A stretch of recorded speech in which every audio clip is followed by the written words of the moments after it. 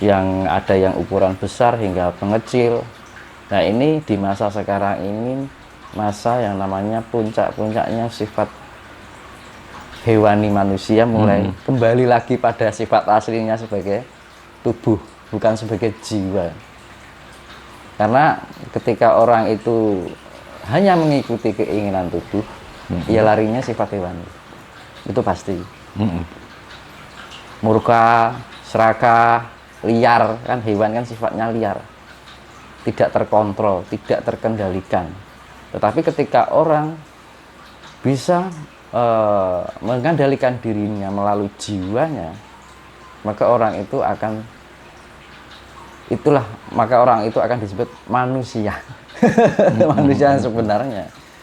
Tapi zaman sekarang itu perilaku manusia sudah tidak seperti manusia. Maka ada istilah manusiakanlah manusia, memanusiakan manusia. Itu dari memang ada suatu perubahan era sekarang ini. Jadi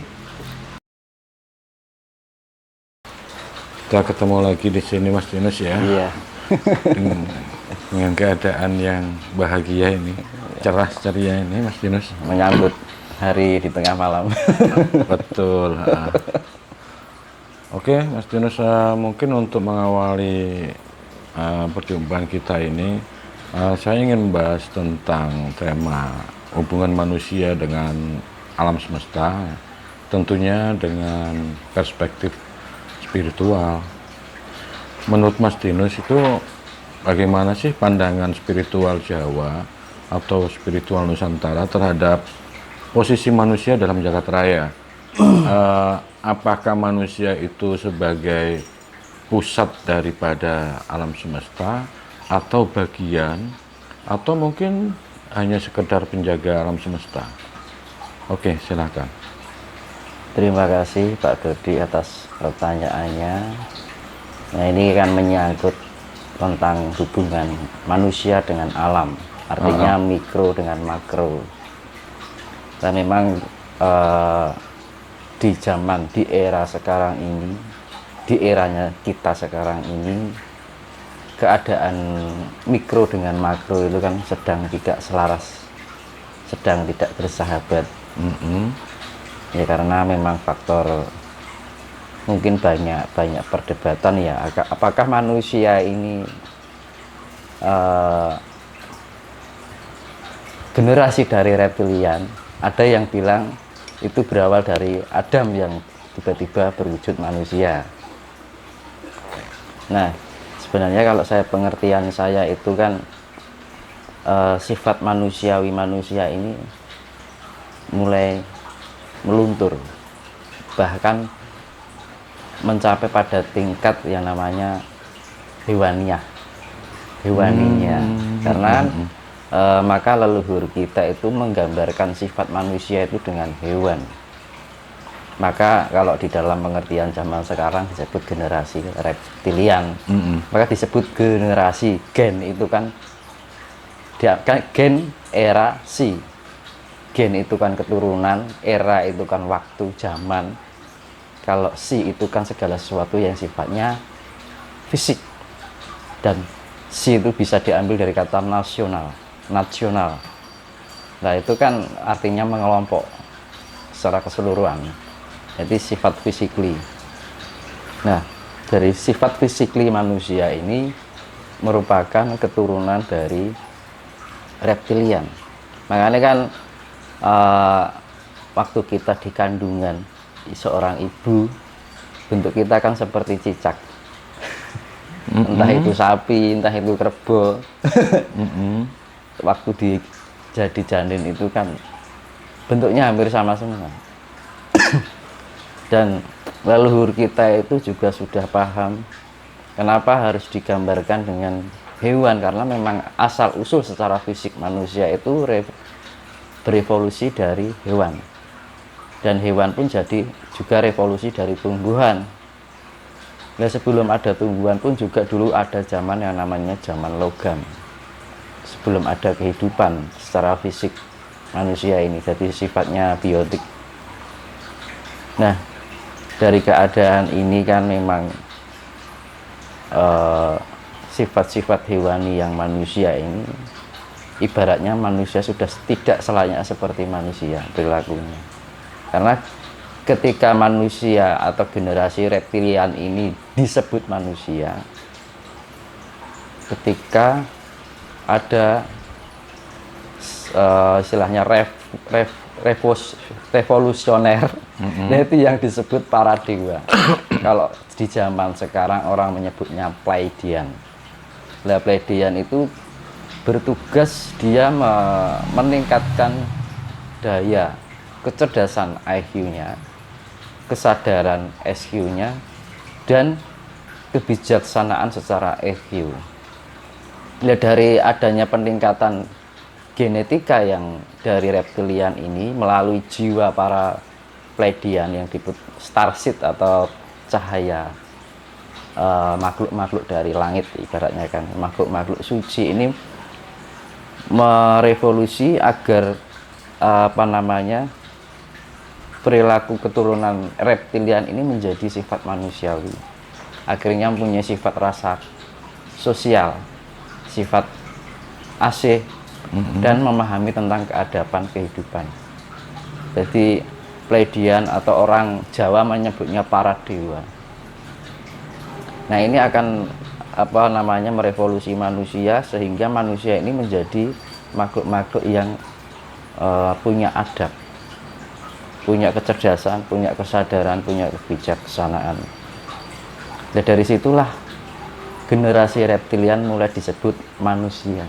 Maka manusia itu kan manusia. Manu itu kan keturunan. Siwa itu kan dewa siwa. Lah dewa siwa kan inti bumi. Segalanya tercipta dari inti bumi. Proses pergerakan bumi ini kan dari adanya inti bumi atau manik bumi atau manik maya atau Sang Hyang Batara Guru.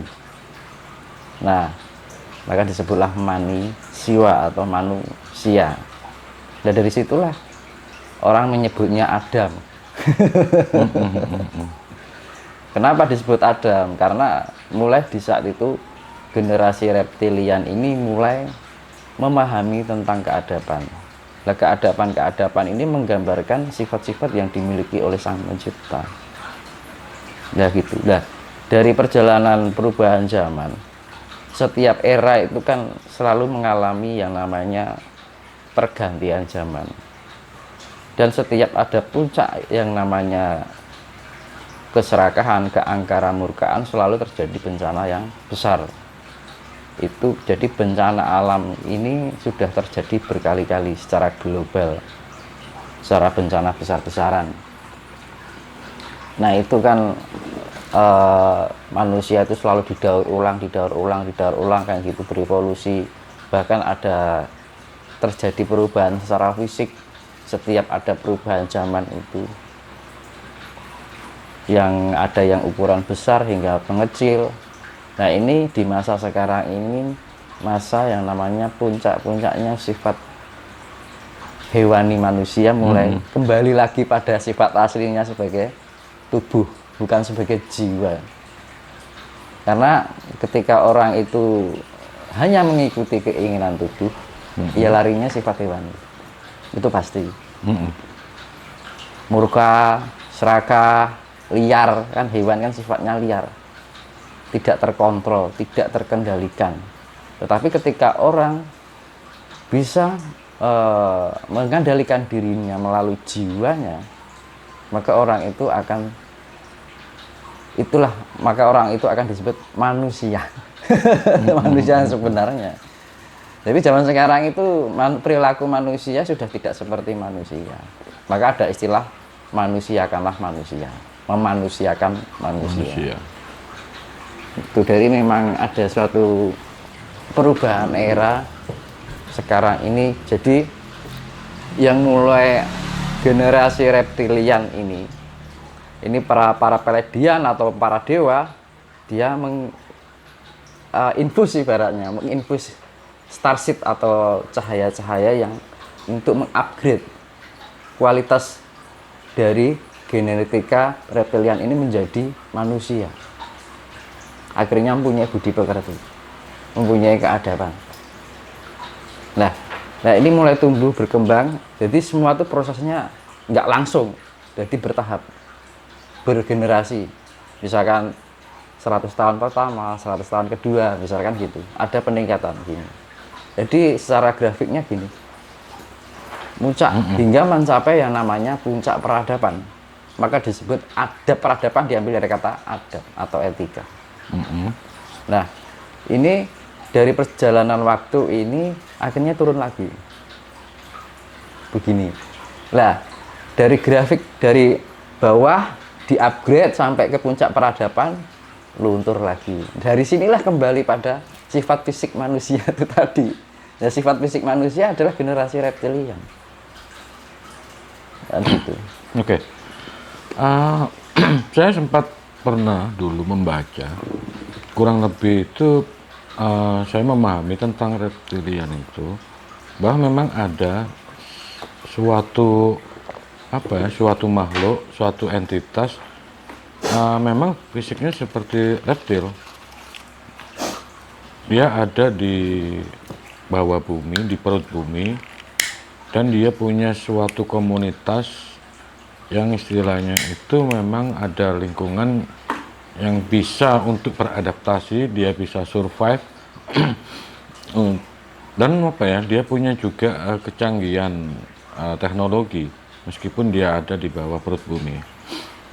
Dan menurut beberapa orang yang dalam tanda kutip mempunyai kemampuan untuk melihat ke arah situ, itu juga banyak yang istilahnya mengiyakan bahwa memang ada beberapa entitas itu yang berbentuk seperti itu, reptil, tapi jalannya jalan tegak dia. Wajahnya aja wajah seperti, mungkin seperti kadal atau seperti ya mirip-mirip ular gitulah. Saya ingin istilahnya mungkin Mas Dinus memberi penilaian atau memberikan pendapat menurut ilmu spiritual yang Mas Dinus punyai. Kira-kira apakah Mas Dinus juga sama mempunyai pandangan atau mungkin juga suatu tidak setuju dengan hal tersebut gitu? Kalau menurut saya dan apa yang saya ketahui, memang iya. Jadi kehidupan di bumi ini tidak ada pada dimensi manusia atau dimensi fisik kita ini, 3 dimensi ini kan. Jadi di bumi ini ada berapa lapis jagat ibaratnya. Yeah. Dan manusia juga tidak akan bisa menembus dunia itu. Yeah. Contohnya kejadian ada kota besar di Ranjana, yang di Kalimantan itu yang dulu viral itu kan. Iya, itu kan secara nggak sengaja kamera menangkap dimensi lain, ya kan? Betul. Karena menggunakan mungkin kamera atau pakai infrared atau mungkin daya headnya itu tinggi, jadi bisa tidak sengaja itu melampaui batas portal antar dimensi. Jadi setiap dimensi itu kan mempunyai portal yang berbentuk seperti energi bulatan energi yang berbulat. Ini mengandung suatu energi menjadi keluar pintu antar dimensi. Dan itu dimensi bawah, itu dimensi bawahnya manusia, bawah underground. Terus dimensi atas lagi ada dimensi atasnya manusia. Jadi setiap dimensi itu ada portal-portalnya, dan kita tidak bisa, mata penglihatan kita bahkan mata batin kita pun tidak bisa menjangkau dunia mereka, terkecuali kita sudah melampaui yang namanya jiwa kita yang sesungguhnya. Kita memahami jiwa sejati kita bisa melampaui antar dimensi, bisa melihat ini ada itu. Jadi misalkan gini, banyak para ilmuwan bingung dengan adanya planet Nibiru yang sekatanya mirip bumi. Itu sebenarnya dimensi lain dari bumi ini, bumi fisik ini, yang katanya itu sangat indah sekali bagaikan surga. Dan planet Nibiru itu lebih indah daripada bumi yang kita lihat ini oleh mata fisik kita ini. Makanya kan dengan adanya bumi Nibiru nanti akan suatu zaman yang namanya itu kehancuran manusia. Ya karena manusia sudah ditingkatkan levelnya, di-upgrade. Yang mengupgrade siapa? Ya para pledian tadi. Karena kalau para pledian itu kan mereka bertugas untuk perbaikan genetika setiap makhluk. Kalau Anunnaki itu dia secara sosial, secara apa ya namanya, humanitas. Jadi secara apa ya, perkumpulan dari kelompok semua manusia ini, yaitu yang namanya yang mengatur kehidupan, pola kehidupan itu Anunnaki. Cara pandang manusia, istilahnya membenarkan atau meluruskan kehidupan ini hingga mencapai yang namanya puncak peradaban. Tapi kalau Pleiadian itu lebih ke perbaikan genetika. Sedangkan Arcturian ada lagi. Arcturian itu dia fokus pada perbaikan secara alam, makrokosmos. Misalkan pengendalian gunung, samudra. Karena kan yang menjadi sirine ataupun menjadi apa namanya aktivasi untuk penyelarasan bumi ini adalah gunung. Karena gunung itu kan dia seperti mengeluarkan penyakit lah ibaratnya kalau manusia itu kan, tempat pori-porinya bumi ibaratnya kan gitu. Dan lahar-lahar ini kan bagaikan saraf otot-otot. Itu peredaran darahnya bumi itu kan jalur vulkanis itu tadi. Nah ketika bumi ini mengalami tidak keseimbangan kan secara refleks ya namanya alam itu kan dia punya reflektivitas secara alami untuk melakukan penyembuhan. Itu secara otomatis. Jadi biasanya tuh penyembuhan alam itu terjadi ketika saat-saat kemerosotan moral atau adab itu sangat tinggi, kemerosotannya loh. Jadi, nah ini mulai dari perbaikan. Nah ini yang bisa melakukan itu kan para dewa. Kalau secara ilmu Jawanya atau ilmu mungkin ajaran Hindu, itu yang menggerakkan semua adalah Sang Hyang Jagat Girinata. Maka Sang Hyang Jagat Girinata ini mempunyai hasta 8. Makanya kan orang Jawa nyebut tangan itu asto atau hasto, yang artinya kan 8. Sebenarnya manusia ini kan punya 8 sejatinya manusia loh. Jadi Siwa ini sebagai simbol diri sejati manusia, bahwa manusia yang sebenarnya itu tangannya 8. Makanya orang Jawa tahu kenapa kok menyebut tangan itu dengan bahasa hasta. Karena sesungguhnya manusia yang sejati itu sebenarnya tangannya 8. Dari 8 penjuru. Misalkan utara itu Wisnu, ya kan? Apa namanya, timur laut itu Sambu, gitu. Dan seterusnya. Terus barat itu Brahma, misalkan. Nah itu kan itu simbol dari Surya Majapahit. Mungkin sebelum masuk ke simbol-simbol tentang Surya Majapahit ya, saya ingin kembali lagi tadi ke masalah alam semesta yang begitu luas. Kita tahu dan kita juga yakin bahwa kita itu di dunia ini tidak sendirian. Iya. Banyak makhluk-makhluk yang beraneka ragam. Tidak hanya manusia. Tidak hanya manusia, tidak hanya binatang, tidak hanya hewan dan juga tidak hanya tumbuhan. Tidak hanya tumbuhan. Mungkin juga ya jin dan sebagainya. Tapi banyak juga entitas-entitas yang istilahnya ada di luar galaksi kita. Contoh seperti kejadian atau fenomena yang sering kita ditangkap sama kamera yang di luar negeri atau di mana tentang keberadaan UFO. Nah, ini menarik. Sebenarnya UFO itu sesuatu yang istilahnya memang seringkali ada dan seringkali juga banyak saksi-saksi yang pernah melihat, tapi kita itu sangat-sangat minim pengetahuan tentang itu. Nah, saya ingin Mas Tinus mengupas tentang ini, pendapatnya tentang UFO itu bagaimana, terus itu sebenarnya makhluk seperti apa gitu. Silakan Mas. Iya, jadi gini Pak Dodi, makhluk dimensi lain yang disebut mungkin orang nyebutnya alien, ya kan? Iya, iya. Dia punya kendaraan yang namanya UFO.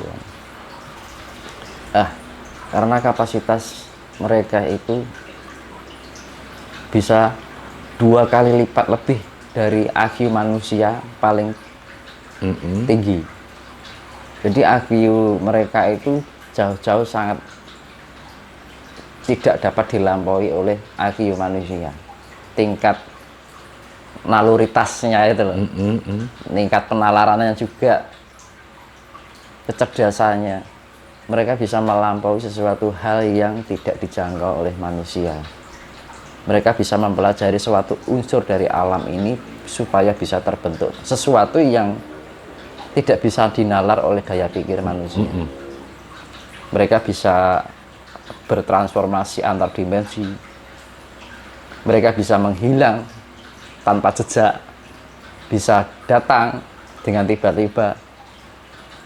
Dia memakai unsur-unsur yang dimiliki oleh cahaya, dan ada unsur-unsur logam di situ yang dia pakai.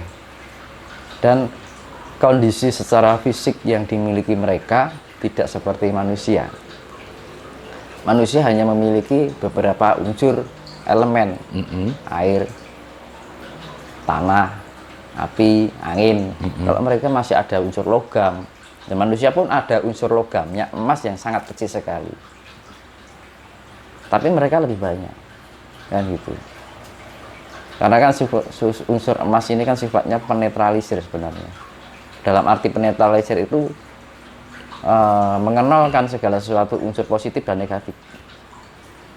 Nah, kemudian segala hal yang sifatnya teknologi mereka sangat paham sekali, dan itu bersifatnya tidak lepas yang segala sesuatunya berkaitan dengan unsur-unsur alam.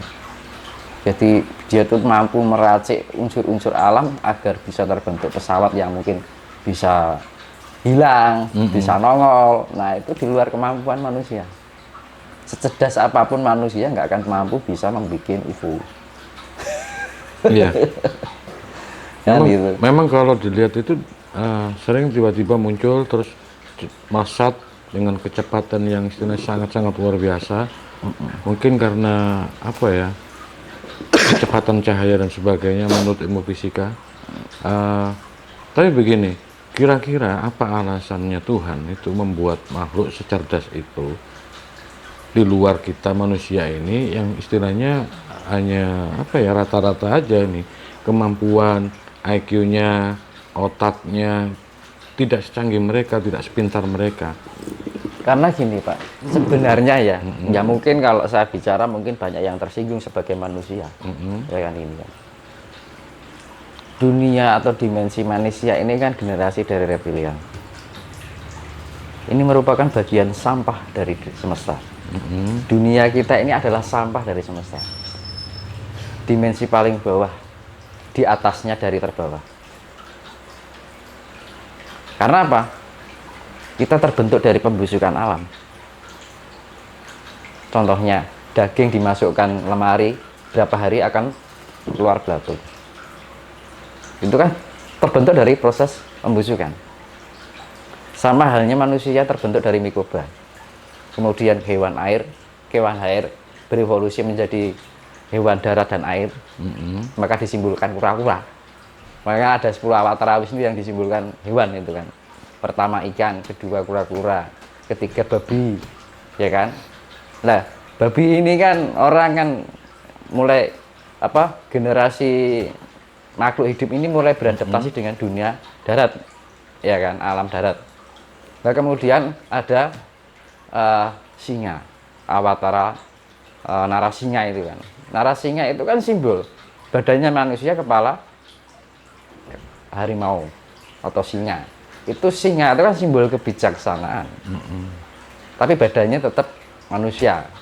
Nah, maka dari itu di masa yang disimbolkan dengan simbol awatara Wisnu yang keempat ini, Narasinga itu sebuah simbol atau kiasan bahwa di masa itu mulailah manusia itu generasi reptilian di-upgrade secara genetiknya oleh para Pleiadian atau para dewa untuk dapat memiliki IQ, SQ, EQ-nya yang lebih tinggi.